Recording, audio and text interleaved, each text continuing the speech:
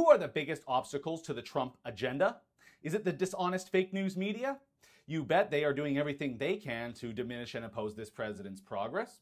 But how about the self-titled resistance from Democrats, liberals, and Trump derangement sufferers?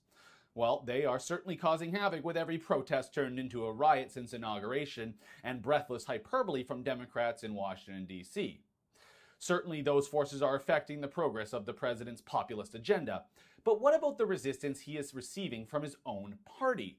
From establishment Republicans who opposed him until the bitter end during the primary season and have done as little as possible to advance Trump's agenda since he arrived in Washington, D.C. back in January. And it's those who continue to push the Russian collusion investigation to undermine President Trump despite little to no evidence. I'm looking at you, Senator Jeff Flake. Call them the establishment, the never-Trumpers, the swamp, the rhinos, that's Republicans in name only. But the fact of the matter is they are the group most responsible for the initial failure to uphold a 7-year promise by the Republican Party to repeal and replace Obamacare. And they could be the most obstructionist group when it comes to tax reform and the border wall. Yep, John McCain, Susan Collins, and Lisa Murkowski, I am looking at all of you. You are the hypocrites who were elected with a promise for the Republican Party to end Obamacare.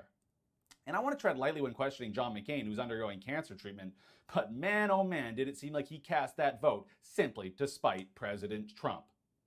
And what about Senate Majority Leader Mitch McConnell, the supposed master of deal-making to gather the votes needed to pass legislation? Well, he didn't live up to that reputation, clearly. But he also decided, for reasons unbeknownst to me, to publicly state that the president had, quote, excessive expectations. I mean, that is awfully rich considering no major legislation was passed during this first 7 months of the Trump presidency. Is it excessive to expect Republicans to keep their campaign promise of the last 7 years and repeal and replace Obamacare? Is it excessive to expect the Congress to see the urgency of tax reform given the stock market performance and the need to sustain some significant economic growth over a long period of time? Well, it appears I am not alone in my pessimism towards these establishment Republicans. You see, the White House feels the same way, and they've begun to quietly reach out to moderate Democrats on the topic of tax reform, according to a Politico article from this week. And while I don't blame them, I expect that will mean it's going to be tougher to pass significant cuts to corporate taxes or for investors. The press love to talk about the president's approval rating, but you know who have a worse approval rating than President Trump? Yeah, the press does, certainly. But as far as fellow GOP politicians, nobody has a lower approval rating than Mitch McConnell. Then there's Speaker Paul Ryan. And while at first it appeared Ryan was likely to join the ranks of those Republicans dedicated to opposing the Trump agenda and serving the Republican donor class, but lately it seems like Paul Ryan is making a bit of a change. Well, I don't know exactly why he's doing this, but maybe deep down Paul Ryan loves his country more than some of these other GOP leaders, and maybe being from Wisconsin, he's finally realizing how this populist movement works.